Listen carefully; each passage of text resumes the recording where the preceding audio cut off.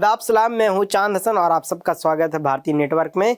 हम शुरू करते हैं आज की पहली खबर से। दुनिया के नक्शे पर बर्फ से ढका एक शांत सा इलाका ग्रीनलैंड, जो आमतौर पर खबरों से दूर रहता है, आज अचानक ग्लोबल पावर पॉलिटिक्स के बीच फंस गया है। वजह है अमेरिका के राष्ट्रपति डोनाल्ड ट्रंप, जिनके सख्त और धमकी भरे बयानों ने ग्रीनलैंड की शांति को हिला कर रख दिया है। कभी ग्रीनलैंड को खरीदने की बात करने वाले ट्रंप अब सीधे चेतावनी देने के मूड में नजर आ रहे हैं, और यही बात है ग्रीनलैंड के लोगों के लिए सबसे बड़ा डर बन गई है। हाल ही में डोनाल्ड ट्रंप ने ग्रीनलैंड के प्रीमियर को लेकर ऐसा बयान दिया है जिसने सबको चौंका दिया। ट्रंप ने कहा है कि वह प्रीमियर को नहीं जानते, उन्हें नहीं पता है कि वह कौन है, लेकिन आने वाले वक्त में यह उनके लिए बड़ी समस्या बनने वाली है। यह बयान सिर्फ शब्दों का खेल नहीं था, बल्कि इसमें एक साफ इशारा छुपा था।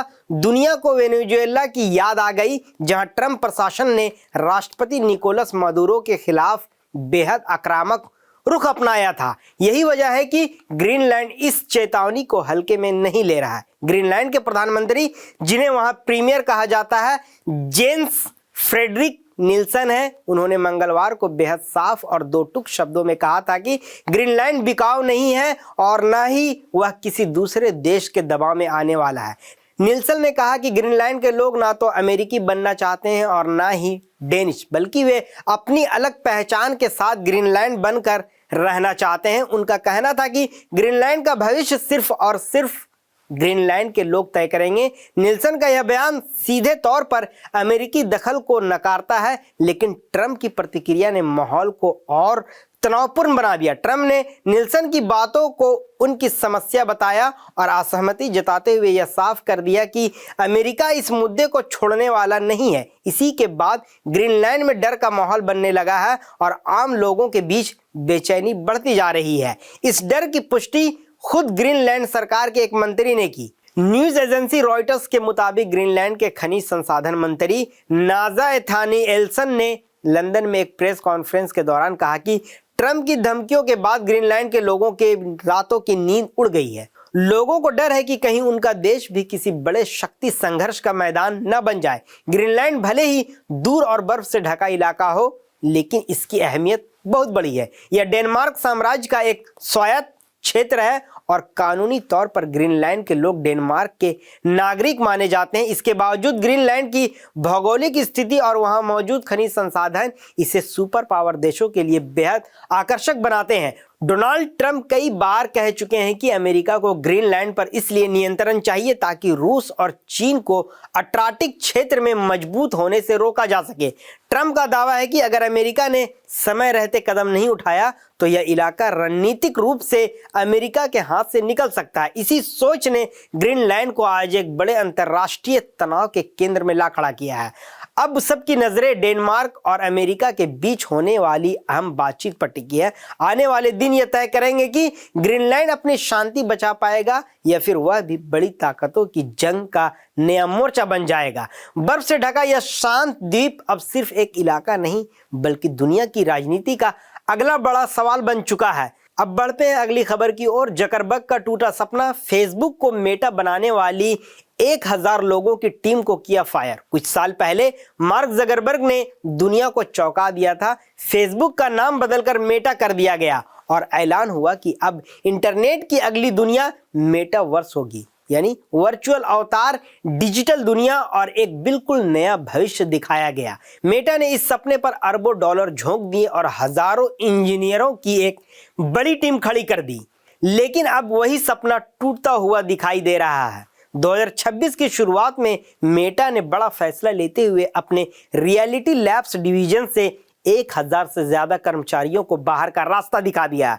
यह सिर्फ एक छटनी नहीं, बल्कि इस बात का संकेत है कि मेटा अब अपने सबसे चर्चित यानी मेटावर्स प्रोजेक्ट से धीरे धीरे पीछे हट रही है। रियलिटी लैब्स वही यूनिट थी जो वर्चुअल रियलिटी, मेटावर्स और एक्सटेंडेड रियलिटी जैसी तकनीकों पर काम कर रही थी। रियलिटी लैब्स पर पिछले कुछ सालों में मेटा ने अरबों डॉलर खर्च किए, लेकिन जितनी उम्मीद थी उतना रिजल्ट नहीं मिला। मेटावर्स प्लेटफॉर्म्स को आम यूजर्स ने बड़े पैमाने पर अपनाया ही नहीं, बल्कि वीआर हेडसेट्स और वर्चुअल वर्ल्ड्स आज भी ज्यादातर लोगों के लिए महंगे और कम जरूरी बने हुए हैं।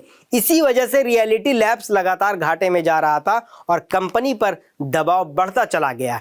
इस छटनी का असर अलग अलग टीमों पर पड़ा है, खासकर उन लोगों पर जो मेटा के वीआर हेडसेट्स, हॉरिजॉन वर्ल्ड्स और इमर्सिव गेमिंग स्टूडियोज पर काम कर रहे थे। बुधवार सुबह से कर्मचारियों को मेल और इंटरनल मैसेज मिलने शुरू हुए और देखते ही देखते सैकड़ों प्रोफेशनल्स की नौकरियां चली गई। मेटा के chief technology officer Andrew Bosworth ने कर्मचारियों को बताया कि यह फैसला कंपनी के सबसे अहम रणनीतिक मीटिंग से ठीक पहले लिया गया, जिसमें पूरे साल की दिशा तय की जानी है। कंपनी के प्रवक्ता ने साफ किया कि मेटावर्स पर भारी खर्च और कम यूजर ग्रोथ की वजह से यह कदम उठाना जरूरी हो गया था। छटनी के बाद लिंक्डइन जैसे प्लेटफॉर्म पर ओपन टू वर्क पोस्ट की बाढ़ आ गई।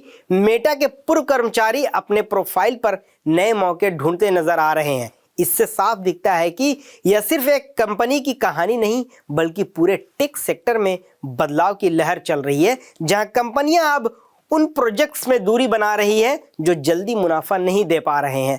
अब मेटा का फोकस पूरी तरह बदल चुका है। कंपनी मेटावर्स की जगह अब एआई आधारित प्रोडक्ट्स और वेरिएबल टेक्नोलॉजी पर दांव लगा रही है। खासकर रे बैन के साथ बनाए गए स्मार्ट एआई ग्लासेस को मेटा भविष्य की बड़ी उम्मीद मान रही है, जिनकी मांग तेजी से बढ़ रही है और कई जगह ये आउट ऑफ स्टॉक भी हो चुके हैं। इतना ही नहीं, मेटा ओरियन नाम के नए स्मार्ट ग्लासेस पर भी काम कर रही है, जो देखने में आम चश्मे जैसे होंगे, लेकिन उनमें मिक्स्ड रियलिटी के फीचर्स होंगे, ठीक एप्पल विजन प्रो की तरह। मेटा को अब लगने लगा है कि दुनिया अभी मेटावर्स के लिए तैयार नहीं है, बल्कि ऐसे प्रैक्टिकल और रोजमर्रा में इस्तेमाल होने वाले एआई प्रोडक्ट्स ही असली भविष्य है। मेटा का यह फैसला टेक इंडस्ट्री को एक साफ संदेश देता है कि सिर्फ फ्यूचर के बड़े सपने दिखाना काफी नहीं होता। जब तक प्रोडक्ट्स जमीन पर काम ना करे, जो टेक पैसा नहीं कमा पाती, उससे बड़ी कंपनियां भी दूरी बना लेती है। मेटावर्स का सपना भले अभी जिंदा हो, लेकिन मेटा के लिए फिलहाल एआई ही नया भविष्य बन चुका है। आज के लिए इतना ही, हमें दीजिए इजाजत और ऐसी खबरों के लिए देखते रहिए हमारे चैनल को और फॉलो करना ना भूलें। धन्यवाद।